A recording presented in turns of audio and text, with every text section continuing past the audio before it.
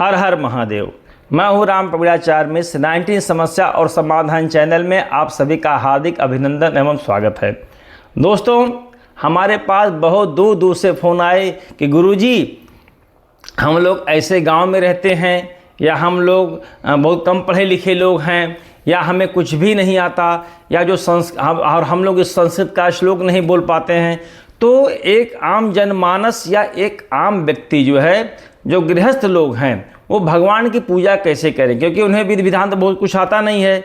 तो उसका विधि विधान कैसा होना चाहिए, तो मैं बहुत सरल तरीके से यह विधि विधान आप लोगों के समक्ष लेकर उपस्थित हुआ हूँ, जिससे कोई भी व्यक्ति चाहे वह अंगूठा छाप ही क्यों ना हो, एक गृहस्थ व्यक्ति वो रोज़ कैसे भगवान की पूजा अच्छी तरीके से कर सके। ठीक है, तो चलिए शुरू करते हैं। सबसे पहले क्या करना है, पवित्रीकरण, बाहरी और सामग्री जो होता है उसको शुद्धि करने के लिए। ठीक है, तो पूजा में बैठने के बाद सबसे पहले स्वयं को एक आचमन ले लीजिए। ठीक है, पूजा की सामग्री को और आसपास के वातावरण को शुद्ध किया जाता है।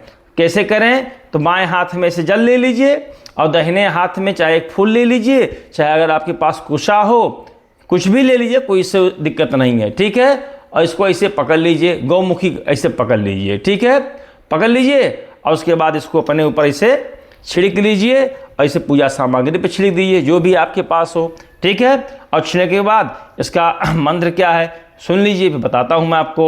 ओम अपवित्र पवित्रो वा सर्वावस्थान गतोपि या स्मरेत पुंडरीकाक्षं सर्वा या मंत्र शुचि। ओम पुंडरीकाक्ष पुनातु, ओम पुंडरीकाक्ष पुनातु पुनातु पुंडरीकाक्ष। अब इसका हिंदी में अर्थ क्या है कि मनुष्य चाहे अपवित्र हो या पवित्र, अथवा वह किसी भी अवस्था या स्थिति में क्यों ना हो, जो भी व्यक्ति कमल के समान नेत्रों वाले भगवान श्री विष्णु का स्मरण करता है वह बाहर और भीतर दोनों रूपों से पूरी तरह से शुद्ध हो जाता है। कमल नयन भगवान मुझे पवित्र करें, कमल नयन भगवान मुझे पवित्र करें। ठीक है, ऐसे आपको बोलना है। एक आम जनमानस क्या करे, ठीक है, सामान्य पूजा बता दे रहा, बहुत सरल तरीका है। प्रार्थना करना, जैसे मैंने बताया, जल छिड़कते हुए हाथ जोड़कर वही कहना कि हे कमल नयन भगवान श्री विष्णु, मैं चाहे पवित्र स्थिति में हूँ या अपवित्र, आप मेरा स्मरण स्वीकार करें और मुझे बाहर व भीतर से पूर्णतः शुद्ध करें। हे प्रभु मुझे पवित्र करें, हे प्रभु मुझे पवित्र करें, पवित्र करें हे मेरे नारायण, हे मुझे प्रभु मेरे इष्ट देवता मुझे पवित्र करें। उसके बाद क्या करना है, आचमन करना है। अब आंतरिक शुद्धि के लिए, बाहरी शुद्धि के तुरंत बाद मन वाणी और हृदय की शुद्धि के लिए आचमन किया जाता है। कैसे करें, दाहिने हाथ की उंगली में मोड़ लीजिए इसे, गोमुख बना करके इसे, और थोड़ा सा इसे जल पीना है। 3 बार पीना है और चौथी बार आचमन कर लेना है। कैसे क्या करना है कि बाएं हाथ में इसे जल ले लीजिए। ठीक है, उसके बाद इसको जो इसे ले लीजिए, कर लीजिए, इसे बोल लीजिए पहले ओम केशवाय नमः, फिर दूसरी बार जल पीजिए, फिर बोलिए ओम नारायणाय नमः, फिर तीसरी बार जल लीजिए, बोलिए ओम माधवाय नमः।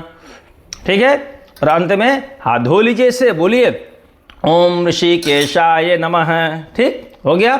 अब इसका अर्थ क्या है कि भगवान विष्णु के इन पावन नामों का स्मरण करते हुए जल ग्रहण करने से शरीर के भीतर की अशुद्धियां दूर होती हैं और मन एकाग्र होता है। ठीक है, अब आम जनमानस कैसे इसके लिए पूजा करे, नहीं मंत्र बोल पा रहा है तो बहुत सरल तरीके से बोल लीजिए। क्या करना है, पहली बार हथेली में वही जल आप पी लीजिए, ऐसे बोलिए हे केशव मेरे शरीर को भीतर से शुद्ध करें, ले लीजिए। फिर दूसरी बार जल ले लीजिए, हे नारायण मेरे मन को पवित्र करें, फिर ले लीजिए। फिर तीसरी बार जल ले लीजिए, बोलिए हे माधव मेरी वाणी को शुद्ध करें, ये भी ले लीजिए। और अंत में हाथ धोते हुए करिए कि हे प्रभु मेरे सभी अंग पवित्र करें। हो गया। उसके बाद आसन शुद्धि है, अब बैठे हैं तो करना है आसन शुद्धि, पवित्रीकरण कर लीजिए, ऐसे ले लीजिए इसे चल। ठीक है, आचमन के बाद जिस आसन पर आप बैठकर पूजा की जा रही है उसे शुद्ध किया जाता है और पृथ्वी माता से आज्ञा ली जाती है कि हम माता हमें बैठने का अधिकार दें। क्या करना है, दाहिने हाथ से चम्मच या फूल कुछ भी ले लीजिए, फूल ऐसे ले लीजिए, फूल में ऐसे जल डुबो लीजिए, ठीक है, ऐसे ले लीजिए, जल ऐसे ले लीजिए, और उसके बाद अपने आसन के चारों तरफ ऐसे आपको इसे छिड़कना है, ठीक है, चारों तरफ से शुद्ध करना है, जमीन का स्पर्श करना है, ठीक है, और उसे अपने माथे से लगाना है और माता पृथ्वी को प्रणाम करना है, ठीक है। मंत्र क्या है इसका, आइए देखते हैं।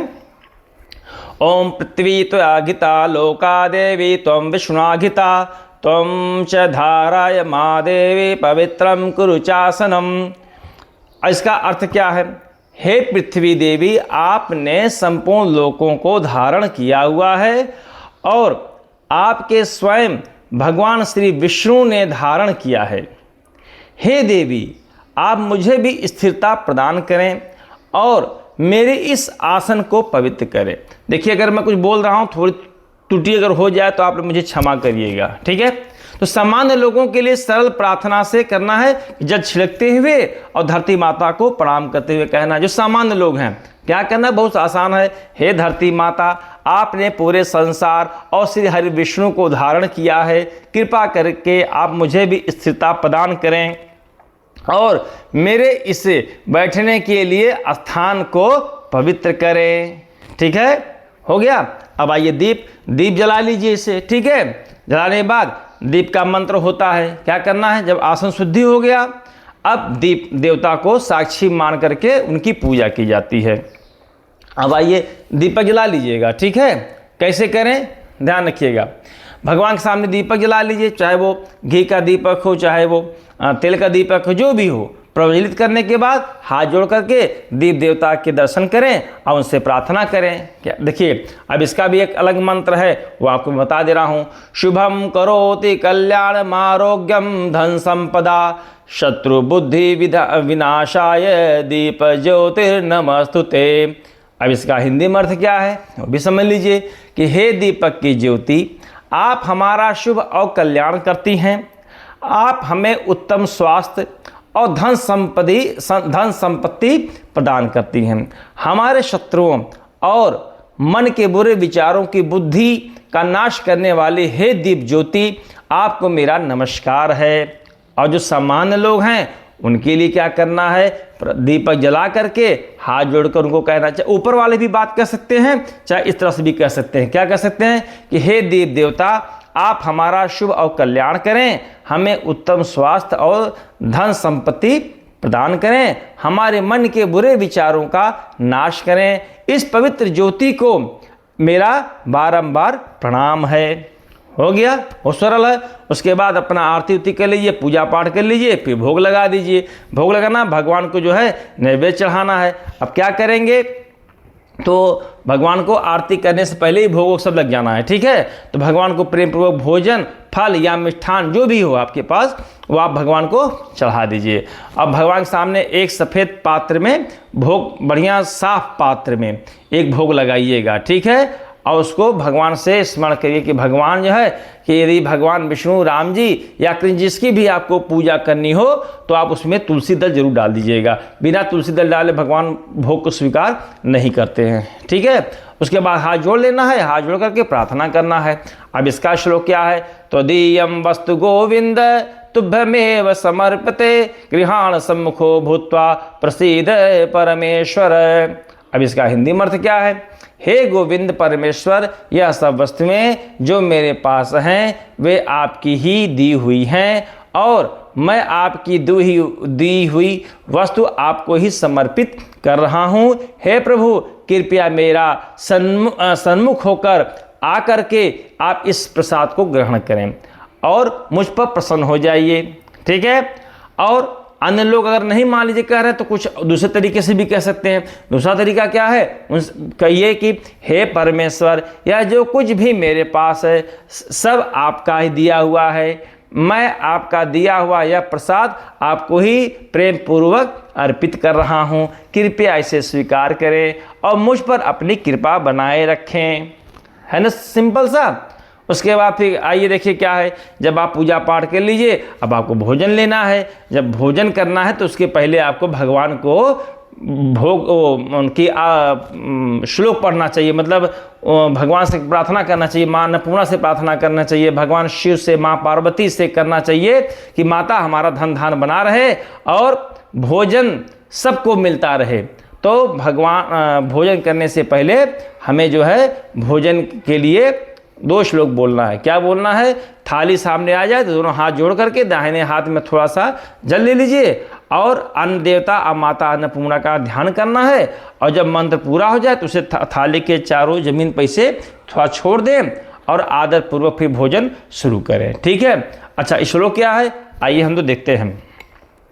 अन्नपूर्णे सदा पूर्णे शंकर प्राण वल्लभे ज्ञान वैराग्य सिद्ध्यर्थम भिक्षाम देहि च पार्वती माता च पार्वती देवी पिता देवो महेश्वरः बांधवा शिव भक्ता स्वदेशो भुवनत्रयम्। ठीक है, बहुत सिंपल सा है, नहीं बोल पा रहे हैं इसका हिंदी में अर्थ क्या है कि हे माता अन्नपूर्णा, आप सदा पूर्ण हैं, सबके भंडार भरने वाली हैं और भगवान शंकर की प्राण वल्लभा, प्राणों से भी प्यारी हैं। हे माता पार्वती, मुझे ज्ञान और वैराग्य की सिद्धि के लिए भिक्षा अन्न रूपी कृपा प्रदान करें। मेरी माता देवी पार्वती हैं और पिता भगवान महेश्वर भगवान शिव हैं। सभी शिव भक्त ही मेरे बंधु बांधव हैं, यानी कि मेरे सगे संबंधी हैं। और तीनों लोग, पूरा ब्रह्मांड ही मेरा अपना घर है।